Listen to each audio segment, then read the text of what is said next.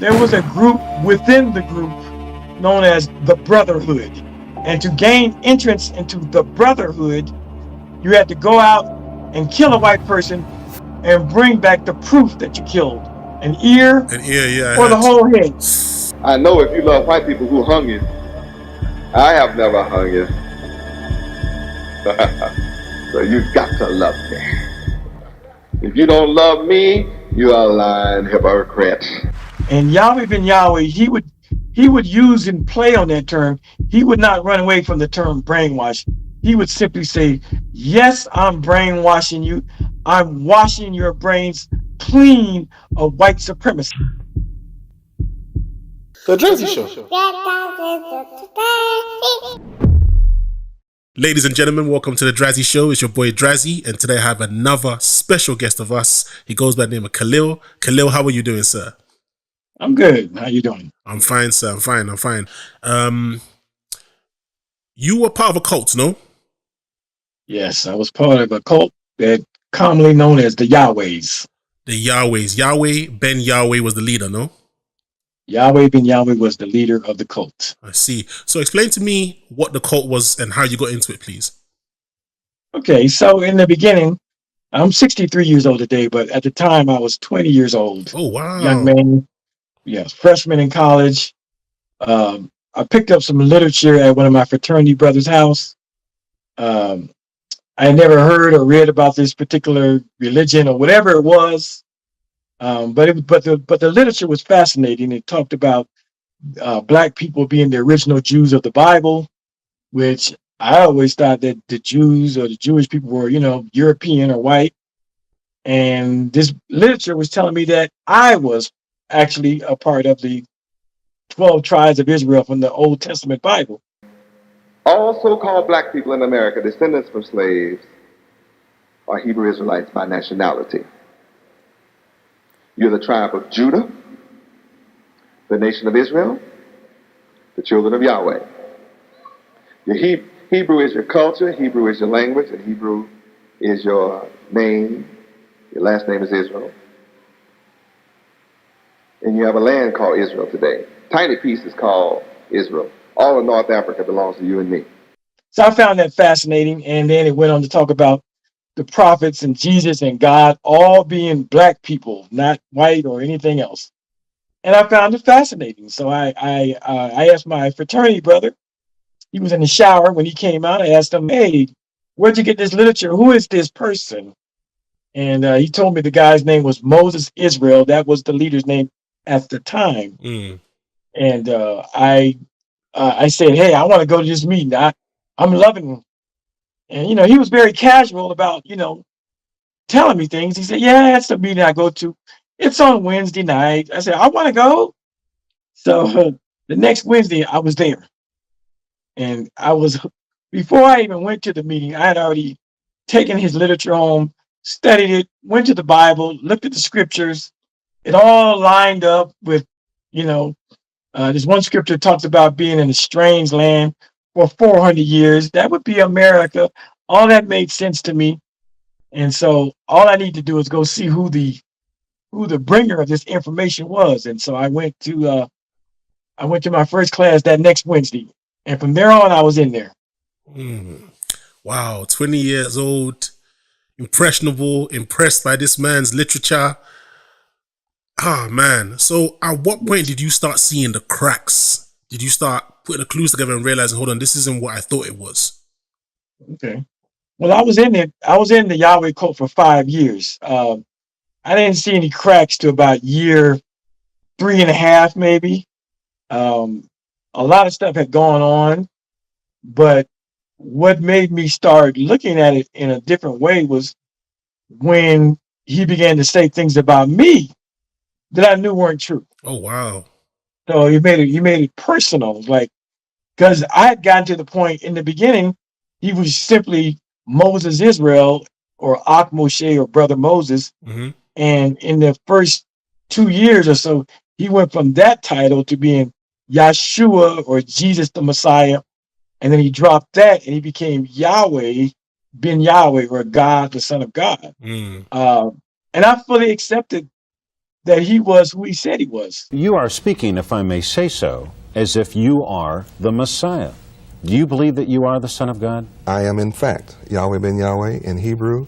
That means God, the Son of God in the flesh.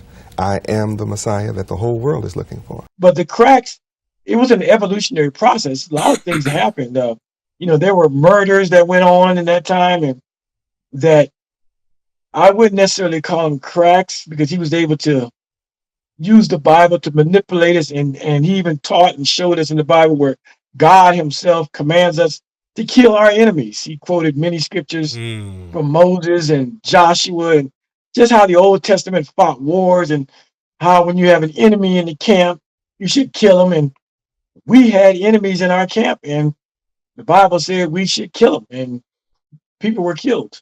Wow.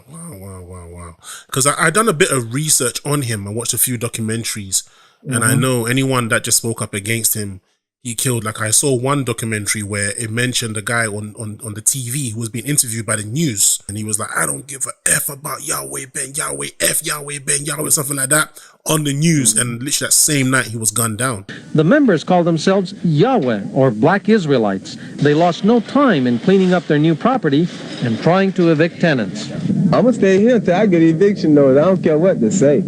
I do, because they ain't going in. Just simple as that. Less than 12 hours later, Brown and another man who had resisted eviction had been shot to death. Was fear also something that he ruled with, or did that come later? Oh, fear was out. Fear was there from about a year in. Fear was definitely because the first person that was murdered by the Yahwehs was a year later, November of 1981. There was a guy named Ashton Green, a Jamaican fellow, who the Yahwehs, they cut off his head. And I just happened to be I'll tell you the story. I just happened to be on guard at the temple when this particular, he was a member slash ex-member. Okay. He was one of maybe 15 or 20 people who had been a member for at least a year and change, and they decided to leave because they were thinking that Yahweh ben Yahweh was getting too beside himself. He was interjecting himself into the Bible prophecy. And there was a certain group of people that were like, you're going too far now.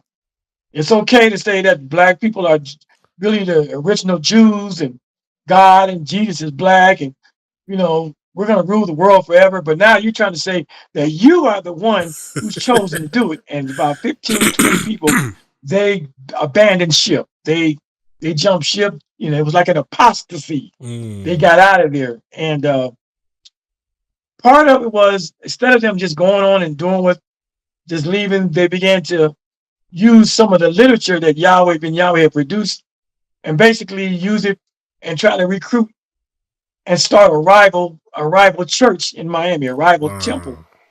And then they were kind of agitating us. They were coming by the temple at one point with a gun and shooting at the walls. They were doing some things.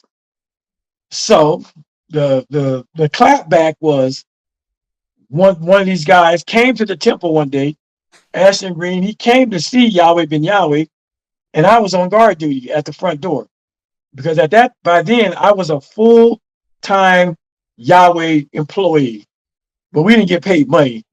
A full-time member. I see. And at that time I lived with Yahweh ben Yahweh. I lived in the same building, a few doors down from him. So we had a rotating guard duty, and during my guard, one of these people who had left the temple came back. And when he came back, the head of our security happened to be there, and him and 8 or 9, 10 guys took him to see the teacher, Yahweh ben Yahweh, who wasn't there. So I already knew it was bad news for him. And they took him to the back of the temple, out like a loading dock in the back. And I followed the crowd, but about halfway back, I was commanded to go guard the side door. I don't know why I was told to go there at the time, but when the head of security tells you to do something, you do it. Yeah. And so here I was, 21-year-old kid.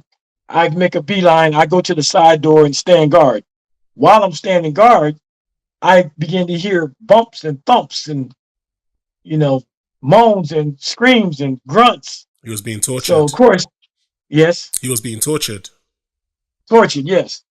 So I the curiosity got the best of me. So I leave my post and I creep back to look to see, and I get a glimpse of what was going on. And sure enough, the guy who came to see Yahweh Ben Yahweh is on the floor. He's being beat, kicked, stumped, punched. There I see objects people were hitting him with. Once I saw what was going on, I ran back to my post, and I remember my heart racing a mile a minute. I remember being teary eyed. That Yeah, whole yeah. feeling of being frightened. And shortly thereafter, they brought this guy by the side door that I was at going guard duty at, and they brought him by. He was still alive. They had put tape and carpet on his face and duct taped his face, nose, mouth.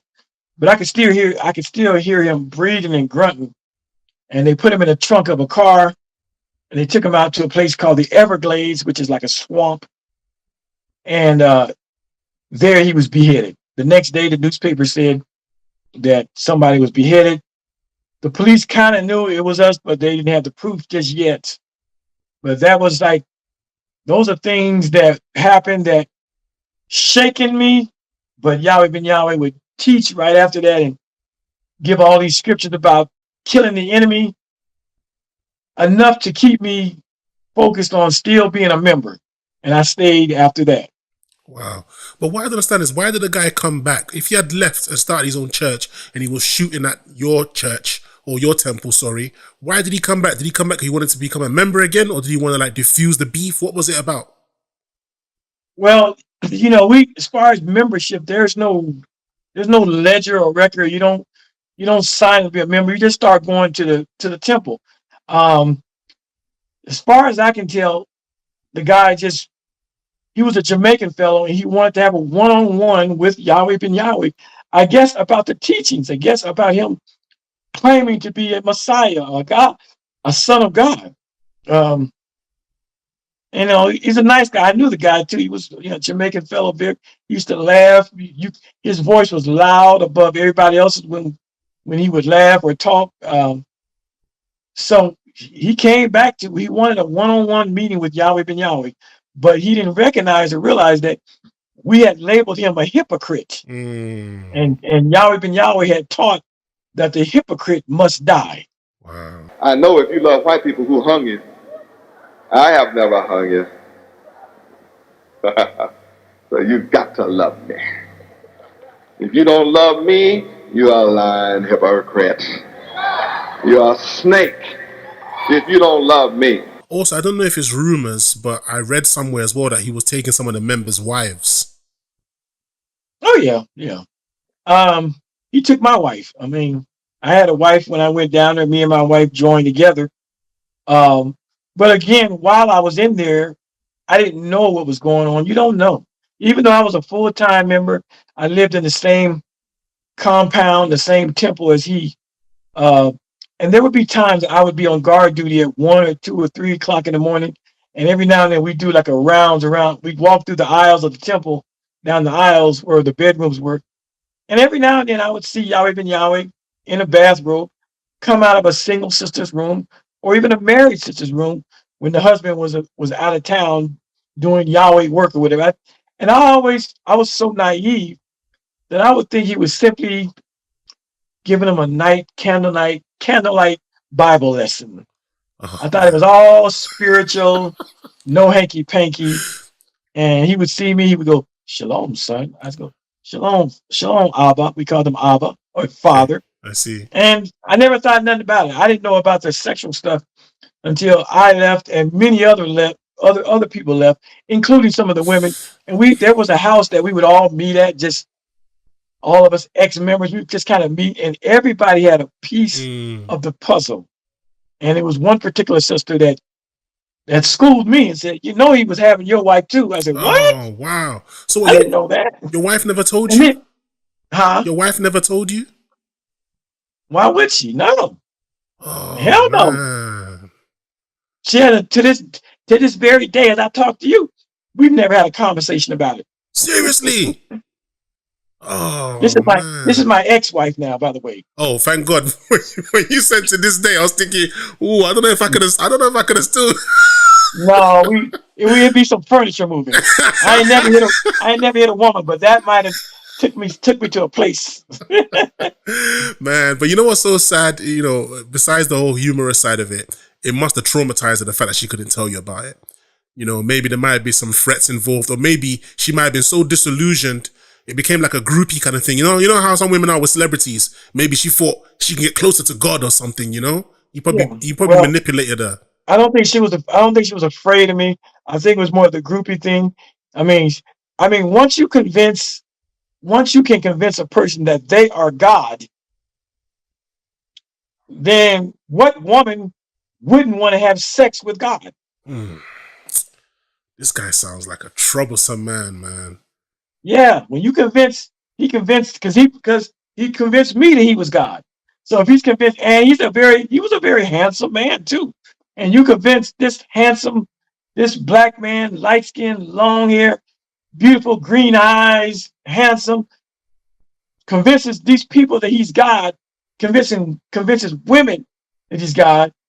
When he says take your clothes off, it's going to be clothes off, legs up in the air. And for me, he sent me to Newark, New Jersey for about a year. And while I was away, Sorry. Okay, yeah, sorry. He sent you to where? Sorry. he sent me to Newark, New Jersey for about a year. He sent me up there to start a temple, a church for the Yahwehs. And while I was gone, evidently that's when he kind of made the moves on my wife. And Wow. yeah, some of my YouTube or social media nemesis, enemies, detractors, they lie and say that because I became a federal government informant. Okay. Was that to take We'll him get to down? that.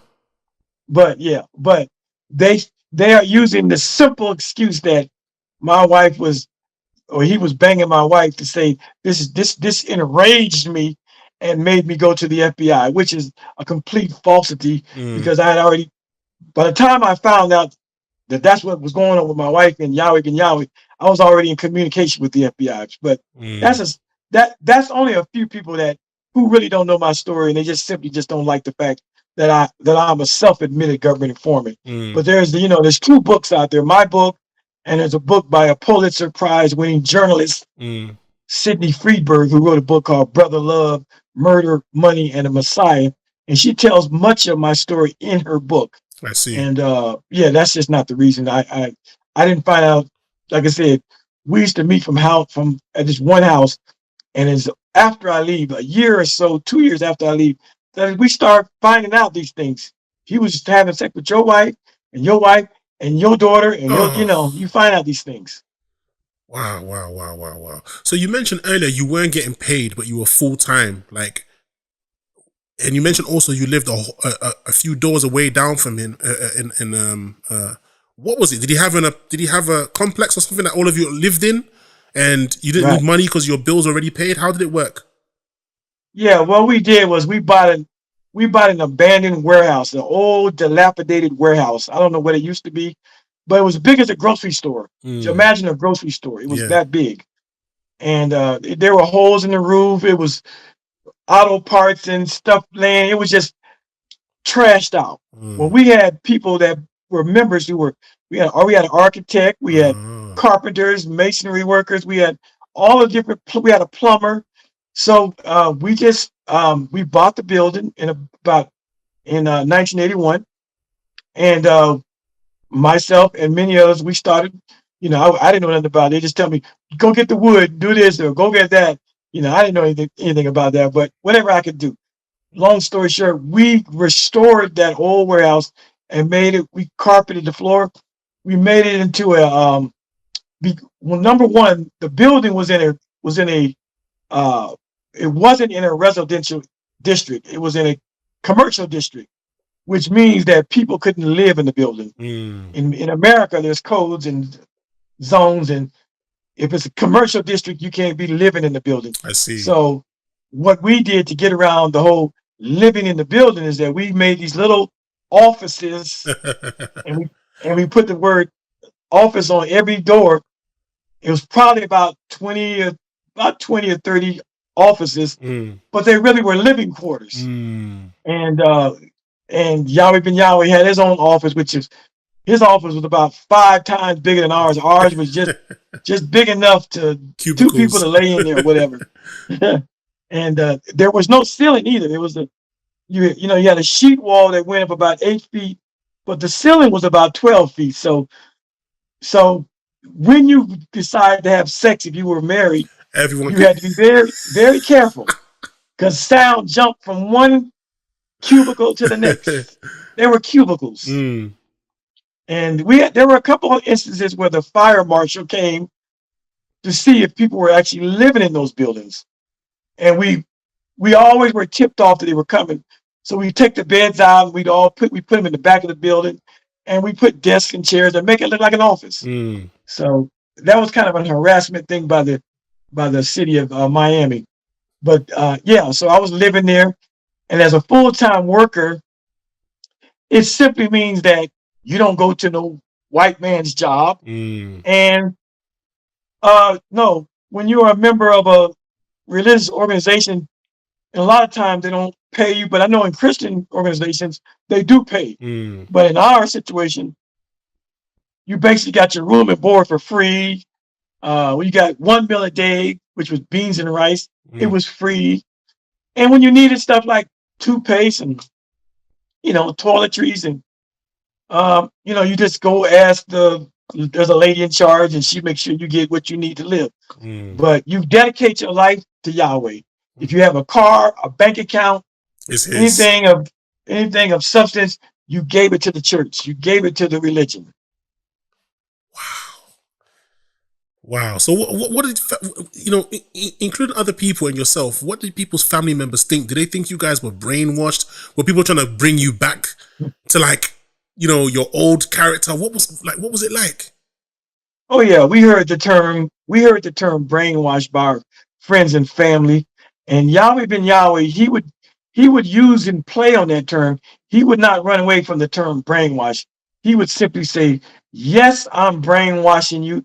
I'm washing your brains clean of white supremacy.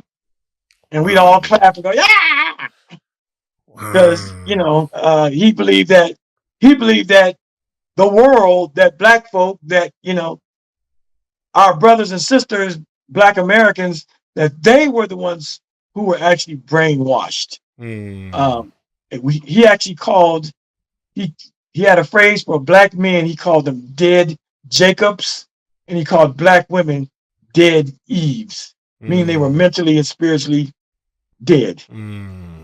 So he didn't run away from the term brainwash. He said, yeah, I'm brainwashing. I'm gonna wash your brains clean of white supremacy. And we were told basically to separate ourselves from our biological family. And he would give us scriptures showing you how Jesus disrespected and his own family. Matthew chapter 12 is a story where Jesus' mother and his brothers came to see him at the temple while he was preaching. And the guy goes inside. They stay outside. The guy goes inside and says, hey, your mama and your mother and your brothers out there, and they want to talk to you. And Jesus looks and goes, and he asked the question, who is my mother? And who are my brothers? And then he stretches forth his hands to his disciples and said, these are my brothers and mothers, and these are my family, those who do the will of God. And that's kind of what he gave us to say, your biological family is not your real family. It's those who do the will of Yahweh. And we bought that, and we dismissed our biological families. Sheesh. So obviously, you said earlier you started to notice something was up, and you mentioned that you became was it an FBI informant? Yes. At what stage, what happened? What specifically happened for you to say, okay, you know what? I'm going to the FBI, or did the FBI come to you at a time when you were already willing to talk?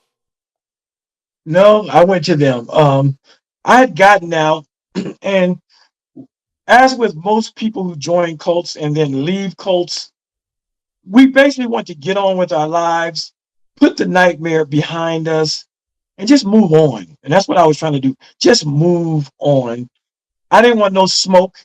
I didn't want no problems with them because I knew they were a murderous group. I knew they had beheaded and killed people. I didn't want to die, and I'm right there in Miami where they're at, and I knew they had large numbers. I did not want no problems with these people, but they would see me in the streets, at the mall, out and about, and the fact that they were highly racist. They would call white people devils and white women she devils and that kind of thing. But they would see me out after I left the cult, and at one point, I was dating a lot of women. Let me just say that I was dating. I was a ladies' you man. was a womanizer. I was a womanizer. Yes, all facts.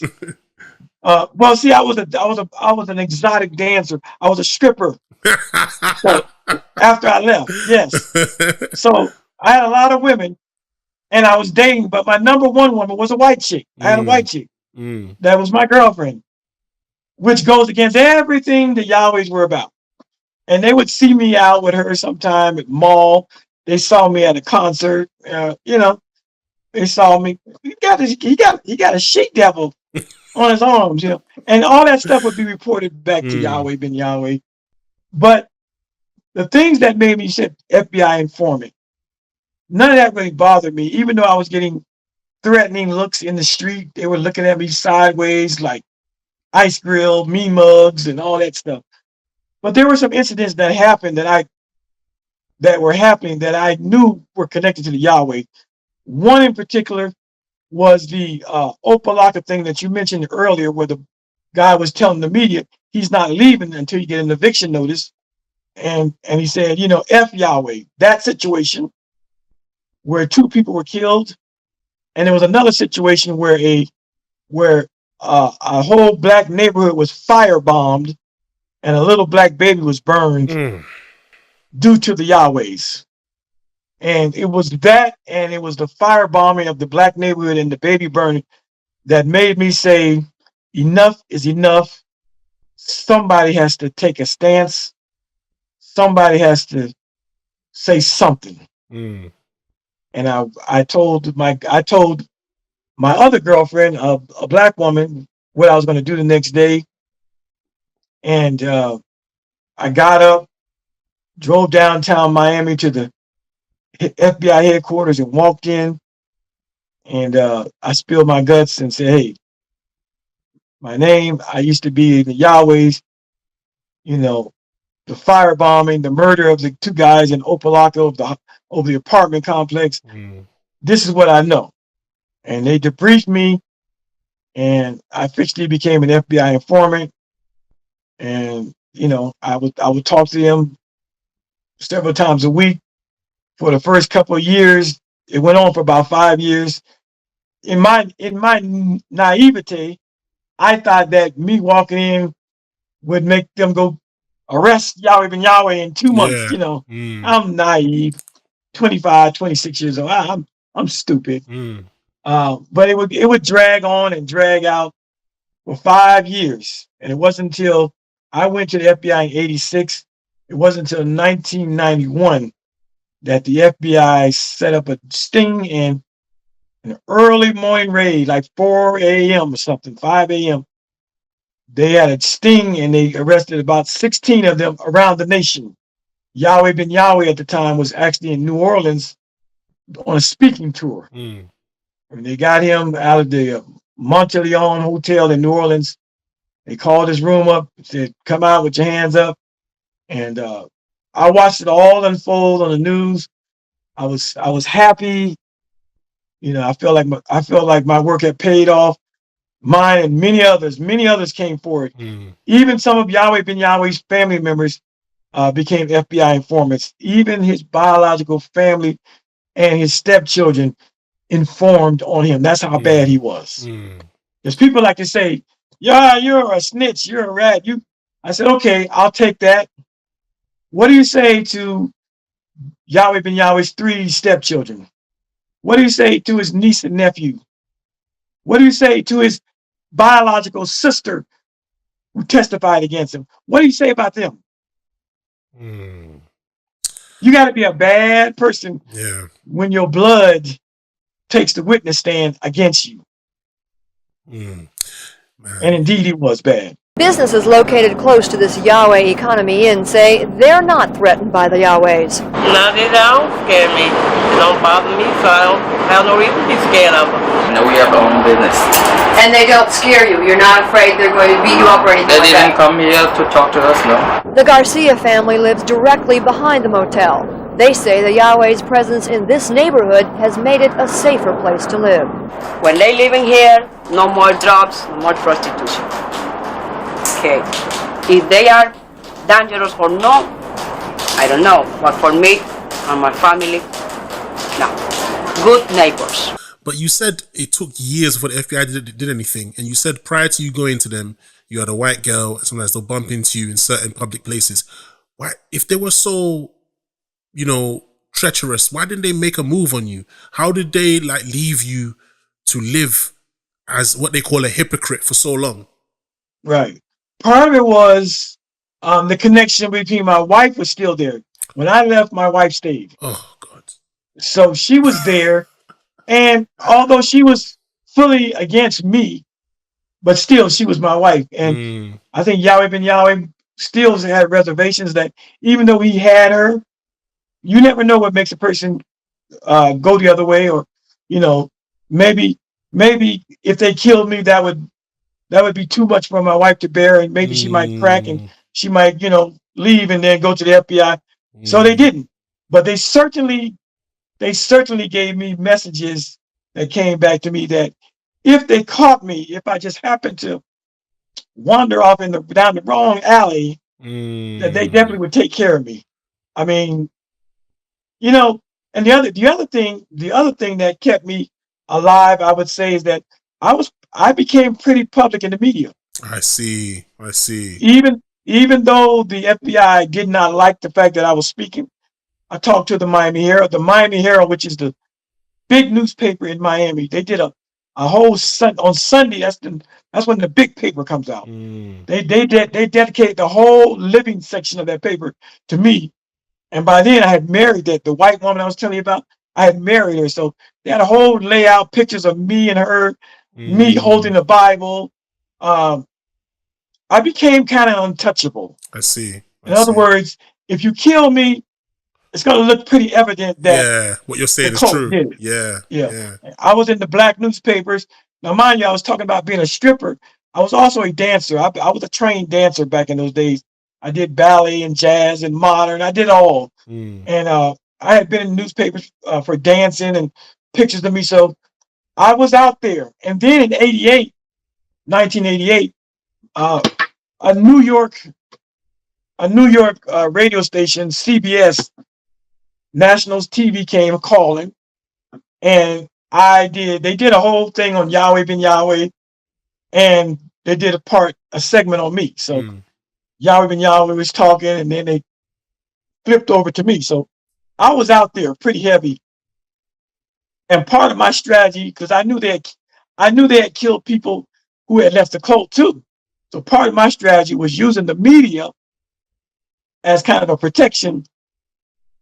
If you're that foolish to want to kill a man who's been on national TV, local newspaper, white newspaper, local black newspaper, all over the place, then go for it. I made it hard for them. And I think Yahweh Ben Yahweh was smart to say, let's keep our hands off of him. And his wife is still down there. And at certain points, my two children were down there. We were tugging a war. We had tug of war with them. They were with her. I would get them. I let them go back there. She'd take them to the temple. It was a mess with that. But my kids were the other part of the equation. So Yahweh Ben Yahweh felt like I was probably untouchable. He had the media working for him. The wife was there, and the kids were there sometime. How did that feel, knowing that your kids? I was going to say, originally I was going to ask you, how did you feel knowing that your wife was there? But that you can manage because she's a grown woman. She's made a decision. Plus, at the time, you probably would have suspected that he's sleeping with her, even though you didn't have no facts. But your children, how did you feel about that? Well, when I left, my son was 2 and my daughter was 5. And to this day, I always felt like if a man and woman can't be together and you have children that young, I believe the children should be with the mother. Let's put it that way. Yes. I believe that the the maternal instincts of a mother, children, and my son was still breastfeeding. As much as I wanted to take them when I left, I didn't really know where I was going. I didn't have a penny in my Yeah. pocket. Yeah. I didn't know where my biological family lived because we had stopped talking 4 years ago. I was just leaving. I didn't even know where I was going to sleep that night. So there was no way I was taking a 2 and a 5-year-old away from their mother, and I didn't know where I was going. So I knew that the kids would be fine. They would be clothed, fed, sheltered. My thing was I'd have to figure out a way once I got myself together how I could take the kids from her. And so that was a hard thing leaving them. But I left, and within 6 months I was on my feet. I had 2 jobs, I had a car, I had my own apartment. And within 6 months, I was able to get my children away from her, and they lived with me, and they lived with their grandmother, my mother-in-law. And so we made an arrangement that the children would stay. First thing is, I didn't want my ex-wife, who was still legally my wife, I didn't want her to know where I lived at, because clearly she had chosen Yahweh over me. I didn't want her to know where I lived at, Of course. because I knew how they operated. So I made a decision, talked to her mother, my mother-in-law, can the kids stay at your house? And she said, yeah, they can stay here. That way I have access to them. And when she feels like it, she has access to them. Well, what she did for a while, it worked out. But what she eventually did was, well, what I did was, because my wife was trying to take them away from the mother, I eventually moved out to California, and I took the kids with me. They lived with me. And then after a while, she shows up with 15 Yahwehs in San Diego, California, begging for the children to come back to her mother's. And I said, I don't have a problem with them living with your mother, but they are not going back to the temple. And so she, tears in her eyes, she agreed to let the kids go and live with the grandmother, with her mother. So she took them, and as soon as she took them straight to the temple, not to where she said she would take them. And for a year and a half, I didn't have them. I didn't see them. So it was a tug of war. Wow, that must have I been got very him. tough. I got him again after that. But you see what I'm talking about? That must have been very painful, man. That must have been very painful. A year and a half not seeing your children, that young as well. You're wondering, you know they're being brainwashed. You know they're being brainwashed. Absolutely. Jeez. So your new wife was a white lady. How did she feel about that cult that you were once in, knowing that they literally consider white people devils? Well, of course, when I met her, she didn't know anything about my former life. Okay. Once we started dating, she didn't know anything, and I wasn't in the mood. I wasn't in the game of just talking about my past. I had to really know you. And at the beginning, I didn't love her.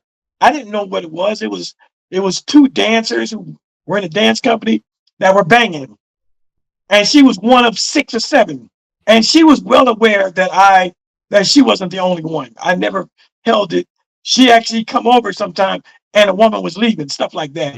I was straight womanizer. I didn't care. So as we began to date, and it got serious, and I started having feelings for her, and I came to love her, and I began to tell her, this is what I'm involved in. I remember, I'll tell you this quick story, that at one point, the United States Marshals, they're like, in America, they're like the FBI. Them and the FBI, United States Marshals, same package people. They came and they picked me up from my job one day and took me to a prison.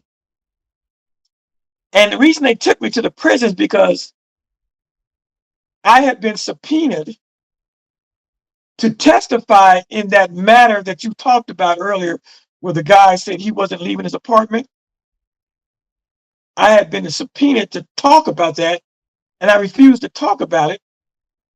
But they sent me like $150, and I spent it. And I spent the money, but I didn't show up to court. So they picked me up and put me in this prison for about 5 days. And while I was gone, the white girl who had been seeing me every day, we were having sex every day until it was that time of her month.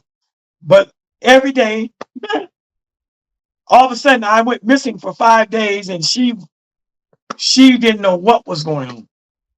So the FBI, 5 days later, they came and got me out of the prison, took me to a secret location hotel on Miami Beach, and I called my girlfriend. Her name was Christina, the white girl, and she ran over there as fast as she could. And it's at that time where I really began to sit her down, because she's over there. She's hysterical. She's booing, boo-hoo, crying when she comes to the door, crying, because she doesn't know what's going on with her man, and she hadn't seen me, talk to me, call me for 5 days. And so that was the turning point where I sat down and said, this is what I'm involved in. And at that time, the FBI was telling me, it's time for you to leave Miami because you're on the hit list and they're going to kill you if you don't leave. And so I told my white girlfriend that I got to leave. I'm going to move to California. And I did not expect her to, mind you, she's only like 19, 20 years old. She's in college. She lives at home with her mother. I don't expect anything more from her. I said, we had a nice little run. It was fun. You need to move on with your life. I'm going to move on with my life. And she tells me, I'm going where you're going. 19. She says, I'm going where you're going.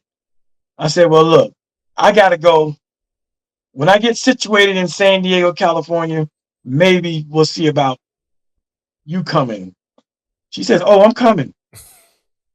I'm coming. And so the government sent me to San Diego because I had a brother out there. First thing they say is they wanted me to go into the witness protection program. Are you familiar with that? Yes, you heard about that? Yes.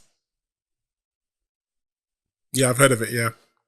Okay. I was like, no, I'll just go to California. So they said, well, get out of town. And I went to California. And after I got situated, my girlfriend, the white woman, she transferred all her college, and I came back to Miami, and we drove her car across the United States, and she came back. She came with me and lived with me in San Diego, California. Wow. You're a brave man. The fact that you said you went back to Miami to get her, you're a brave man. I'm just listening to your story, and you saying you walked through the mall, you bumped into them, you went to newspapers, you went to CBS, and you went to the FBI. I'm thinking, if I was in your shoes, I don't think I could have the guts to do any of that stuff, man. Because the fact that man's chopping heads off, they're beheading people. Like, I read somewhere that he used to say to the members of the temple, they had to kill a white devil. Yeah.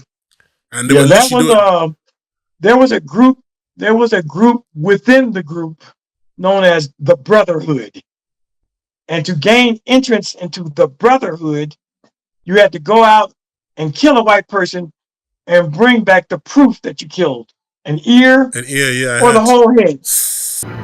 In September of 1986, as FBI and Miami police investigated the leader of the Yahwehs, Hulon Mitchell, police responded to another bizarre murder. 61-year-old Raymond Kelly was found stabbed to death in his vehicle. Both ears had been severed. One was recovered at the scene. Police believed the killer took the other. And there were brothers that were doing that. The other thing that I did while I lived in Miami, I went and got my concealed weapons permit, and I walked around with a 9mm Glock on my waist. I was going to ask you, did you have a concealed weapon license? Did you have a pistol? Because you couldn't have been walking around knowing that you had no backup. Well, I did. But that came relatively late. Like, I got an 85. I didn't get my pistol thing till like 89. Okay. But before that, I was walking around, I mean, I always had a gun with me, but I didn't have a license to carry. But I did take a course and actually get a license to carry. I see. And then I was on, as we say, as the ghetto movies say, I wish a nigga would. That's what I was on. I was on some. I wish a nigga would. Yeah, you was prepared, man. I saw this I clip. want to shoot somebody out of their drawers. I really did. But go ahead. I saw this clip where Yahweh Ben Yahweh was on stage with Minister Farrakhan. So, what was that connection between Yahweh's and the nation? This is a good story. That's a fantastic question. It goes back to first and foremost, Yahweh Ben Yahweh absolutely hated and despised the Nation of Islam, Elijah Muhammad, and Minister Louis Farrakhan. Okay. Off the rip. Wow. He despised, he abhorred, he hated them.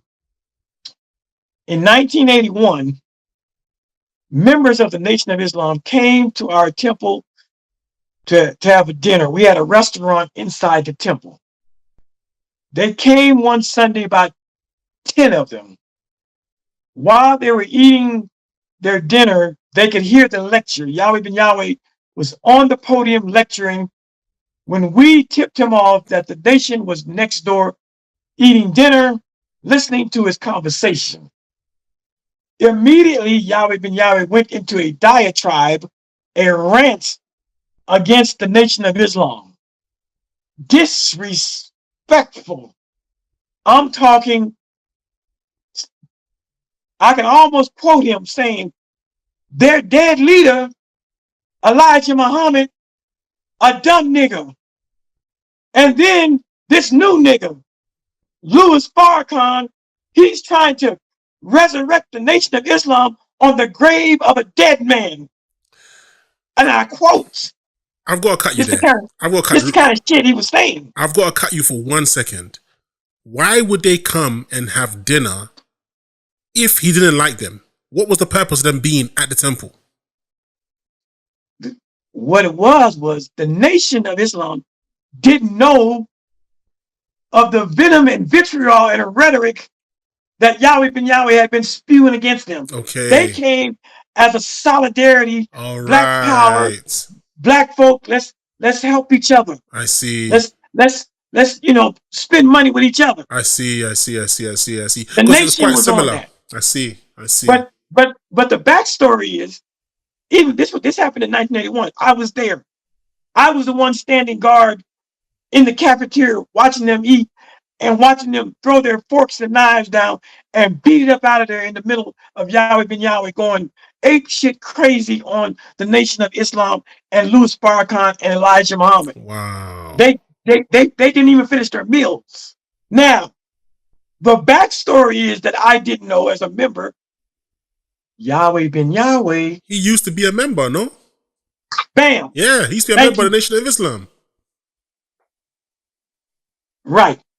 Not only was he a member, he rose to the rank of minister of Atlanta Mosque number 15 in Atlanta, Georgia. His name was Hewlin Shaw. He was directly in contact with Elijah Muhammad and Malcolm X.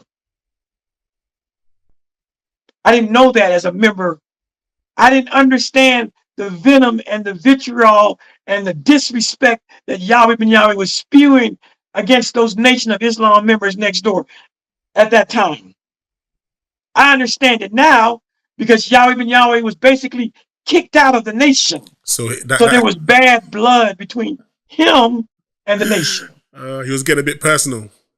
It was personal. So how did Yahweh Ben Yahweh, according to the book Brother Love, Murder, Money, and a Messiah, which I have right here. Murder, Money, and a Messiah. I see. Sidney Freeberg, in her book, she says that the Nation of Islam kicked Hewlin Shaw, aka Yahweh Ben Yahweh, out of the nation for homosexual tendencies and misappropriation of funds. That the nigga was stealing and possibly messing with young boys. Whoa. That's what she says. Did you ask your children if they were ever touched? No, my children were never touched because they were too young to be touched. Okay. Even if they were, they wouldn't remember it, but they weren't. I dodged that bullet, and that was one of the reasons why I fought tooth and nail with my wife to get them out. Because ultimately, my daughter would have been touched by him because Yahweh ben Yahweh was having sex with his 12-year-old stepdaughter. What the hell? Since she was 12. And when she left, her name was Sarah. When she left, she said, and I quote, I can quote these people because I talked to them personally and I talked to people who were very close to them. Sarah told her mother, Sister Judith, who was Yahweh ben Yahweh's common-law wife, the national secretary of the nation of Yahweh. She said, I'm leaving, Mama, because I'm tired of your man fucking me. Jeez. And how old was she at the time? She must have been, because she was 15 when she left, or so, 15 or 16. So for 3 years. But he had been doing it to her since she was 12. Oh my! For 3 years she went through that. Yeah. Oh, that is just. So how did that picture come about with him and Minister Farrakhan stood together? How did that come about? Let's get to that. Yeah.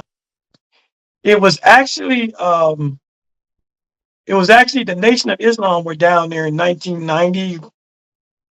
Because, Farrakhan, he does these rallies where he goes to different cities and preaches. And they contacted one another, however that happened. And Yahweh ben Yahweh was invited to sit on the stage.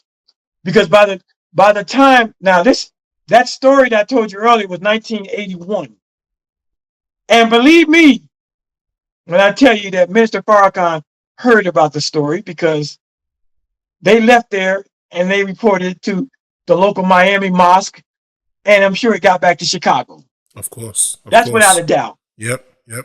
Okay, so from that time until you see them on stage, there was no communication, but somewhere they communicated, and by the time this happened, Yahweh ben Yahweh owned Miami as far as black leadership and who was running stuff.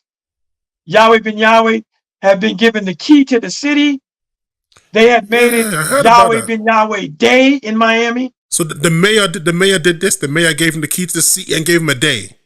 Gave him a day. Even after all these. While he was under investigation for murder with the FBI. What? Yes. Know that I have 4,000 supporters in this city, and those 4,000 supporters voted silently but together as one. Yahweh ben Yahweh by then he had gotten into politics, and he was able to take 10,000, 5,000, 10,000 block votes and give it to one candidate. Oh, that's power. I see. Now it makes sense. Politics.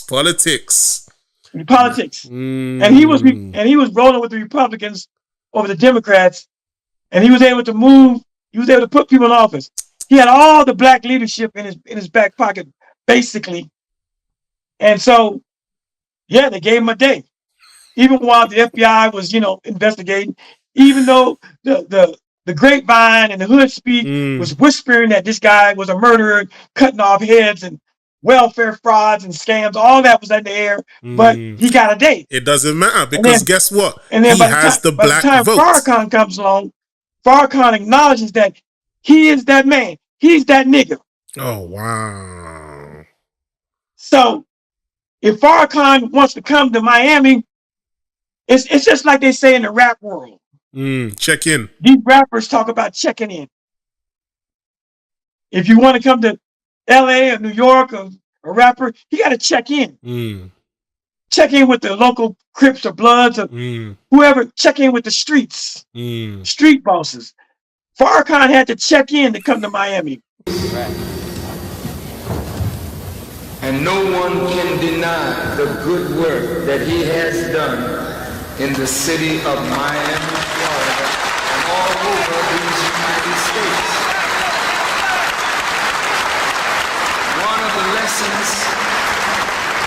One of the lessons that we must learn is never to be envious of your brother or sister and what God permits them to do of good.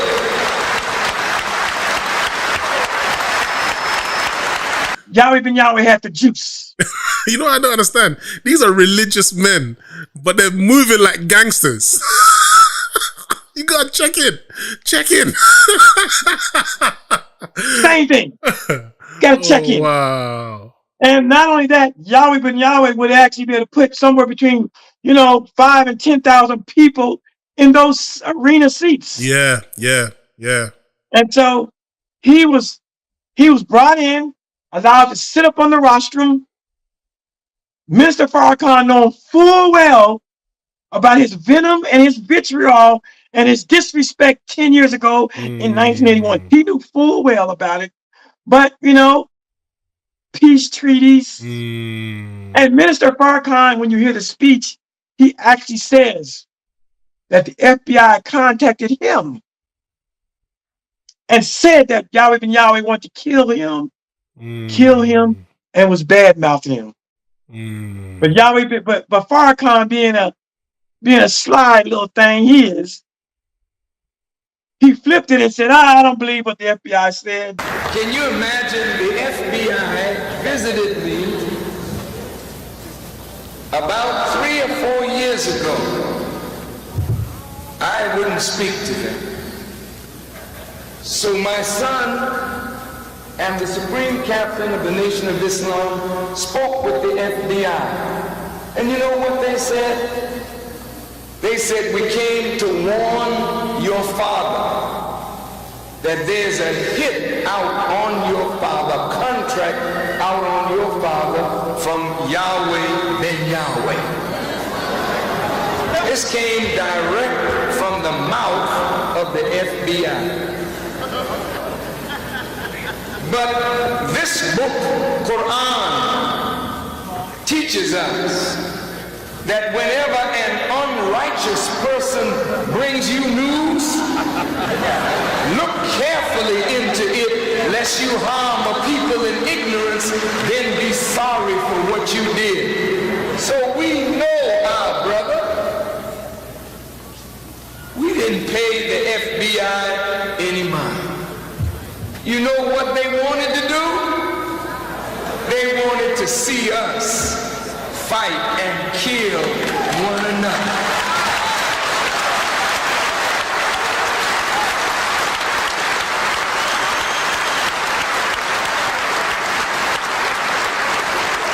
Even though he had intel from his own people that reached out in 81 to tell him, yeah, Yahweh ben Yahweh really talking crazy about you.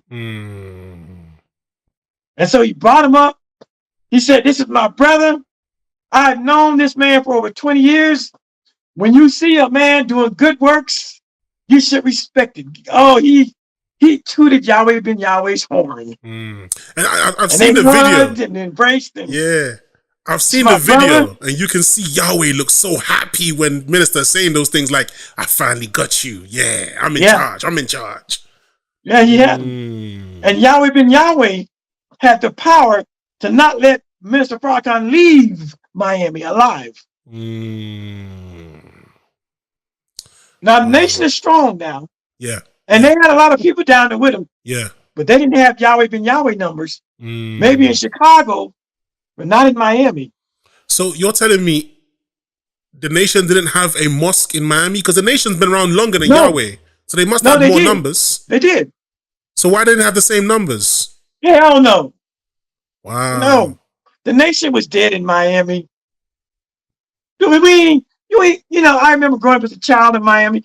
You very rarely, we rarely saw those black Muslims, as we call them, black Muslims. The nation in Miami, they wasn't kicking no shit. They wasn't raising no hell. They was right down off of 7th Avenue in a little pink mosque.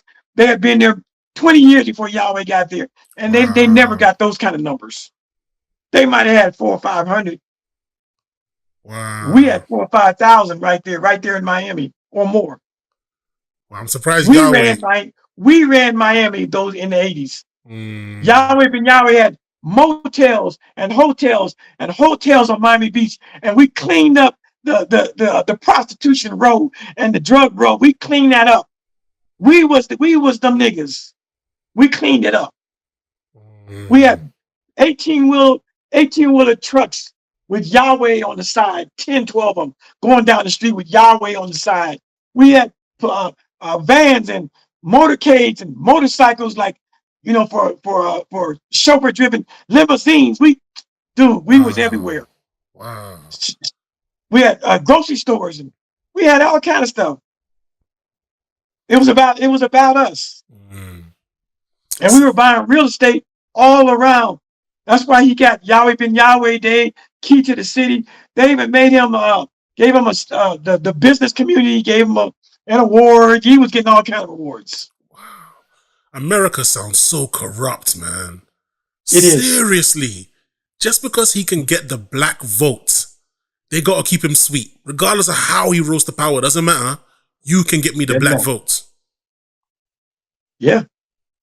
Jeez.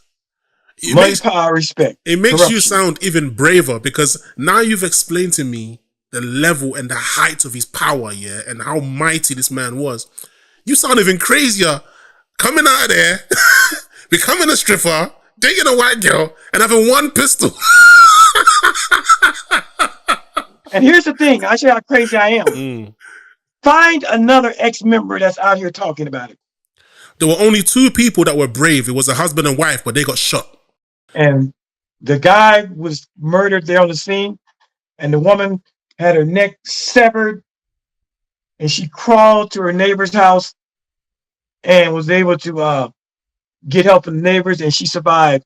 And she was the first one put it in what they call WITSEC, or the Witness Protection Program. Yeah. 1981. Yeah. But she didn't see the people, her attackers. She didn't see them.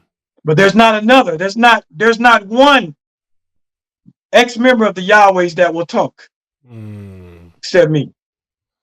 There's not one. And I know a couple dozen that know what I know, and probably know some things that I don't know. So what happened to him after he got arrested? After FBI came, they took him away. What happened to the members? Did they try to did they carry on? Were they like, you know, all imprisoned? How did his influence die out? Well, when you create an organization based on man worship, your man is the ultimate, your man is God. It's a foregone conclusion that when he's gone, the organization's gone, and so basically they're non-existent.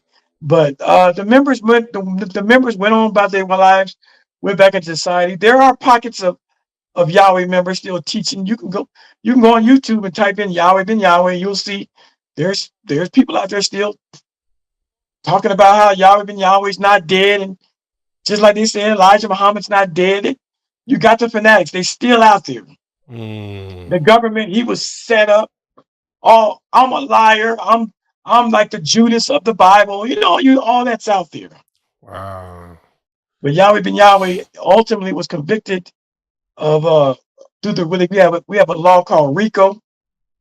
RICO stands for Racketeering, Influence, Corrupt Organization.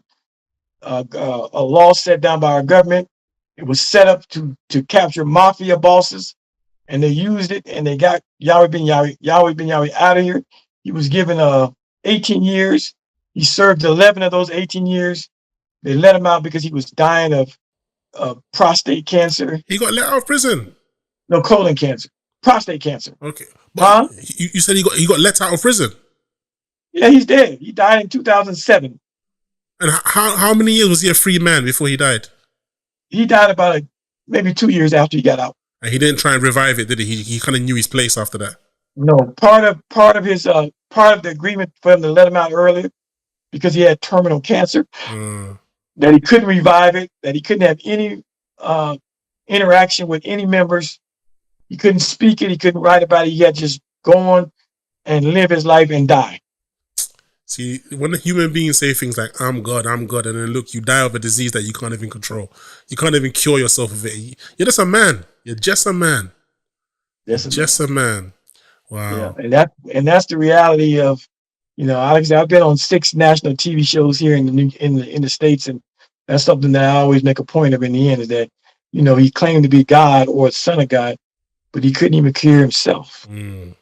He died a mere mortal man, like Wow. we all are going to die. Wow. Mere mortal men. Yeah.